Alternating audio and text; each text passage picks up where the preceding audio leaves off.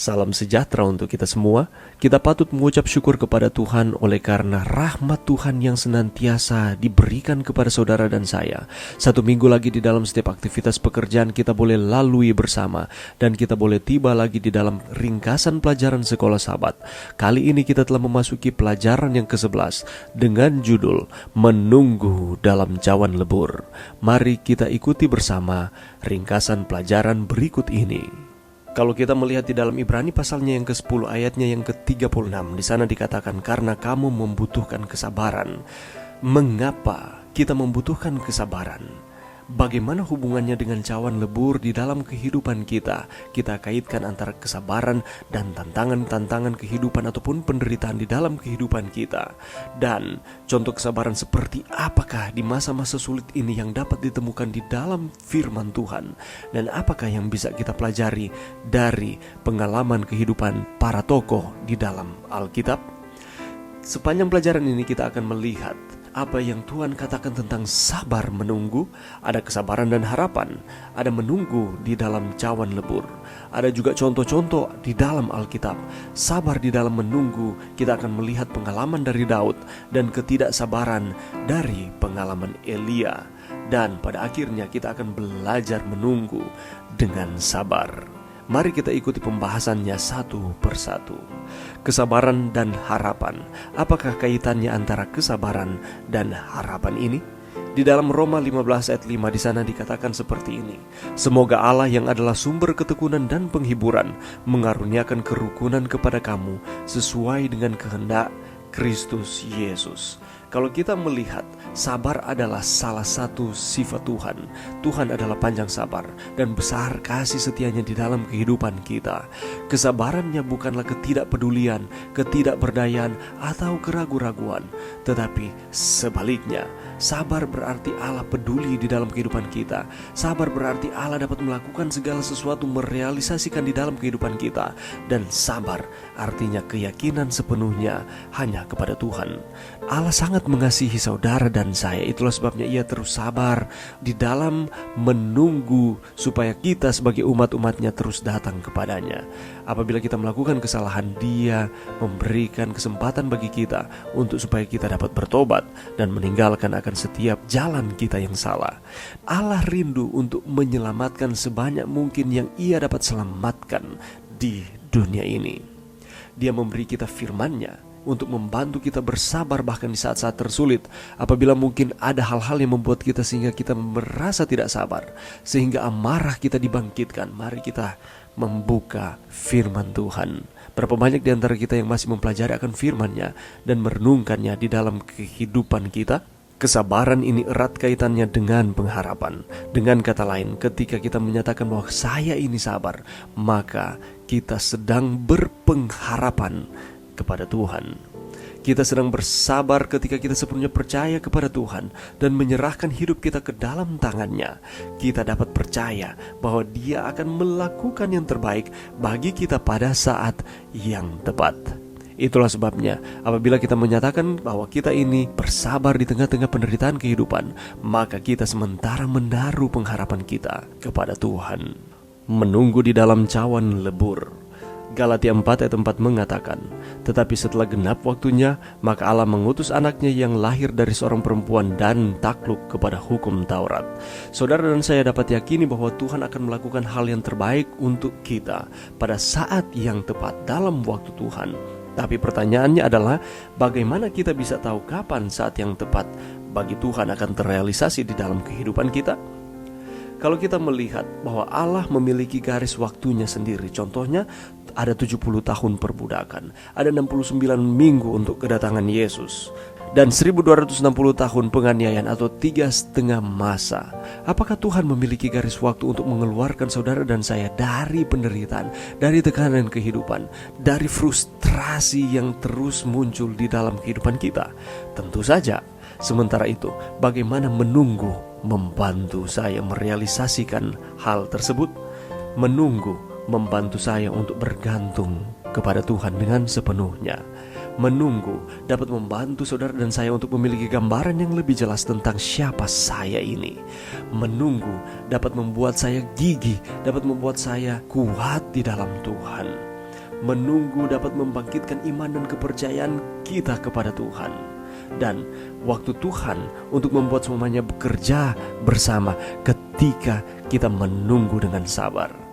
Dan menunggu membantu kita untuk hidup dengan iman. Pertanyaannya pada saat ini adalah, apakah kita sementara menunggu dengan sabar waktu Tuhan terrealisasi di dalam kehidupan kita? Pada saat ini kita akan melihat pengalaman dari seorang yang bernama Daud. Dia sabar menunggu. 1 Samuel 26 ayat 11 menyatakan, kiranya Tuhan menjauhkan daripadaku untuk menjamah orang yang diurapi Tuhan.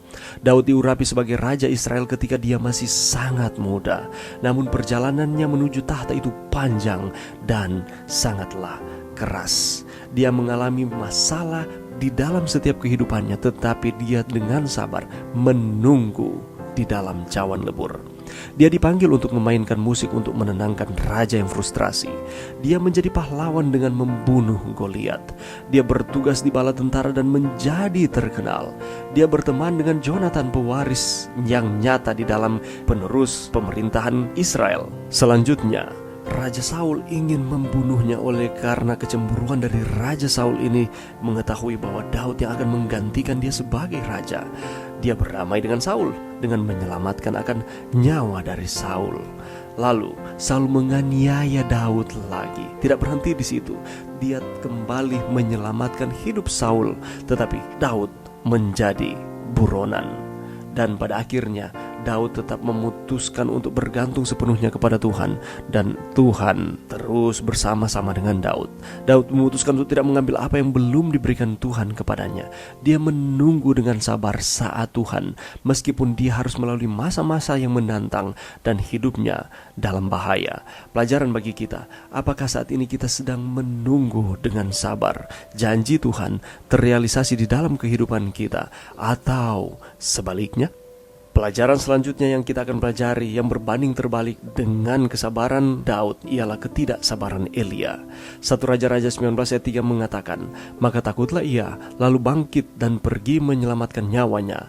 Dan setelah sampai ke Beersheba yang termasuk wilayah Yehuda, ia meninggalkan bujangnya di sana.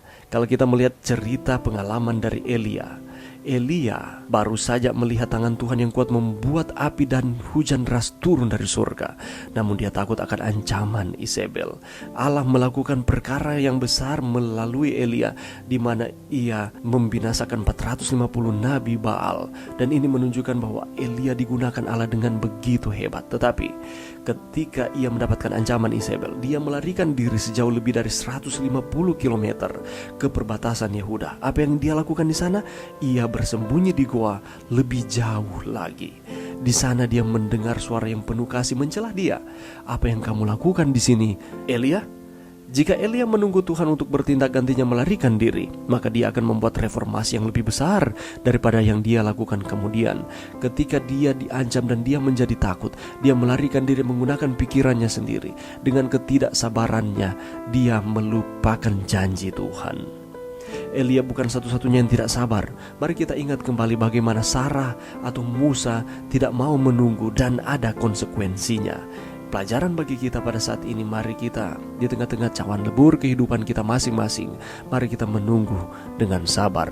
Karena apabila kita melakukannya dengan tidak sabar, maka kehidupan kita bukannya bergantung sepenuhnya kepada Tuhan, tetapi justru kita akan terlepas dari tuntunan Tuhan.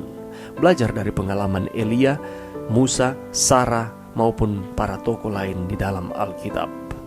Selanjutnya adalah belajar untuk menunggu dengan sabar. Bagaimana caranya supaya kita dapat belajar menunggu dengan penuh kesabaran? Mazmur pasal 37 memberikan tipsnya. Ayatnya yang kelima menyatakan, serahkanlah hidupmu kepada Tuhan dan percayalah kepadanya dan ia akan bertindak. Mazmur pasal 37 adalah pelajaran yang baik tentang bagaimana dengan sabar menunggu Tuhan bertindak. Di sana dikatakan di dalam ayatnya yang pertama, jangan gusar, jangan kita menjadi murka ataupun marah. Yang kedua adalah percaya kepada Tuhan dengan penuh kesungguh-sungguhan. Di dalam ayatnya yang ketiga, dan di dalam ayat yang keempat, bergembiralah di dalam Tuhan. Bagaimana caranya supaya kita dapat bergembira di dalam Tuhan di setiap tantangan kehidupan? Pasrahkan kehidupan kita kepada Tuhan.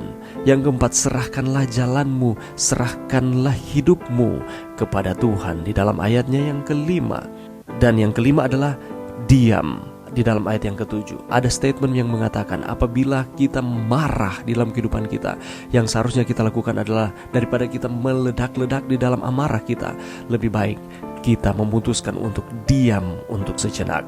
Yang keenam adalah berhentilah marah di dalam ayatnya yang ke-8. Di dalam ayat yang pertama di sana dikatakan jangan gusar, jangan marah. Tetapi kalaupun kita terpancing untuk itu, diulangi kembali di dalam ayatnya yang ke-8, berhenti untuk marah. Dan pada akhirnya nantikanlah Tuhan sesuai dengan waktu Tuhan, bukan dengan waktu kita. Dengan kata lain, menantikan berarti kita menunggu Tuhan di tengah-tengah cawan lebur kehidupan kita dengan penuh kesabaran. Mungkin nasihat yang paling aneh ialah bergembira di dalam Tuhan. Bagaimana caranya kita bergembira kalau kita mengalami tantangan kehidupan silih berganti, penderitaan, kesakitan? Bagaimana caranya saya untuk terus bergembira di dalam Tuhan? Tetapi yang dimaksudkan dengan bergembira di dalam Tuhan adalah kita mempercayai Tuhan di setiap keadaan. Tidak ada yang bisa mengambil kedamaian kita karena Tuhan ada di dalam kehidupan kita dan Dia akan bertindak. Maka kita harus memuji Tuhan karena tidak ada yang bisa mengalahkan Tuhan. Kita berterima kasih kepada Tuhan karena kita memiliki Tuhan yang dahsyat, Allah yang luar biasa, yang terus memperhatikan kita. Kalaupun kita diizinkan untuk mengalami penderitaan di dalam kehidupan kita, mari kita menunggu dengan sabar. Karena ketika kita menantikan Tuhan, maka ada sukacita yang besar yang kita akan rasakan, bahwa Allah tidak meninggalkan saudara dan saya. Dan waktu Tuhan adalah waktu yang terbaik di dalam kehidupan kita. Mari kita belajar untuk menunggu dengan sabar di tengah-tengah cawan lebur kehidupan kita. Mari berdoa.